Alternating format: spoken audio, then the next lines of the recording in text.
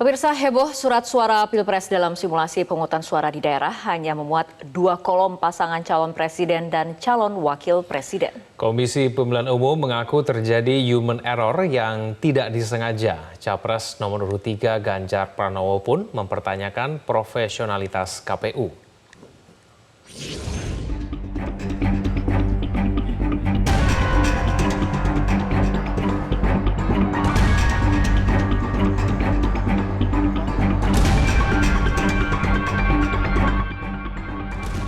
Kemampuan KPU dalam mengawal proses pemilu kian mendapat sorotan.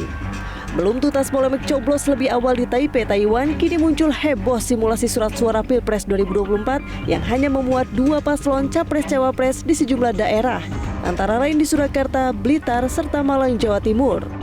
Anggota KPU RI Idam Holik menyatakan terjadi human error yang tidak disengaja. Idam memastikan tidak ada motif lain dan hanya kekhilafan. Idam meminta kepada KPU daerah untuk menghentikan sementara simulasi untuk menunggu pergantian dummy contoh surat suara yang baru.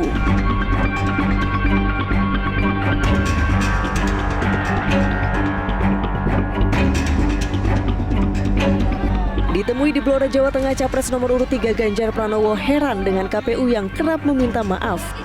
Ganjar khawatir kepercayaan publik terhadap penyelenggaraan pemilu terganggu. Mantan Gubernur Jawa Tengah itu menduga publik akan mempertanyakan kredibilitas KPU. Ini KPU penyelenggara kok berkali-kali minta maaf terus ya gitu ya. Kalau minta maaf terus nanti kredibilitasnya akan dipertanyakan loh ya. Maka kemarin soal suara minta maaf ya, yang ada dikirim ke luar negeri, sekarang soal pencoblosan katanya ditarik lagi gitu ya. Makanya sebenarnya semua yang keluar dari KPU kita minta ada yang melakukan supervisi agar tidak jadi kesalahan dan mereka akan memperbaiki itu. Gitu. Maka profesionalismenya mesti ditunjukkan betul-betul. Calon Presiden nomor urut 1 Anies Baswedan meminta surat simulasi Pilpres menampilkan jumlah paslon yang ada saat ini, yakni 3 pasangan calon.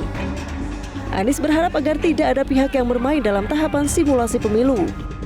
Sudahlah, kita nggak usah main-main. Begini-begini itu, tunjukkan aja apa adanya. Kalau jumlahnya 3 calon ya sebut 3, kalau ada 8 calon ya sebut 8 calon. Jadi buat apa di otak-atik ya begitu, tidak menghormati rakyat. Sementara itu, anggota Dewan Pembina Perkumpulan untuk Pemilu dan Demokrasi atau Perludem, Titi Anggraini tidak percaya dalam simulasi Pilpres surat suara yang hanya memuat 2 paslon karena human error. Menurutnya KPU terlalu menyederhanakan masalah. Yang mestinya simulasi itu memperagakan sesuatu dalam bentuk tiruan yang mirip dengan keadaan yang sesungguhnya. Itu kan makanya dari sisi desain TPS, jumlah pemilih, petugas, dan peserta yang disimulasikan, itu menggambarkan kondisi real yang akan dihadapi pada hari H pemilu. Untuk apa kita mensimulasikan sesuatu yang tidak menggambarkan sebenarnya? Saya kira dalih bahwa human error itu terlalu menyederhanakan masalah.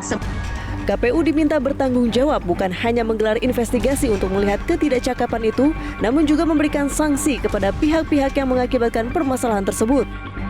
KPU pun kembali diingatkan untuk tidak menyepelekan prinsip pemilu, yakni KPU yang profesional, akuntabel, efektif efisien, jujur adil, tertib berkepastian hukum, serta terbuka dan proporsional.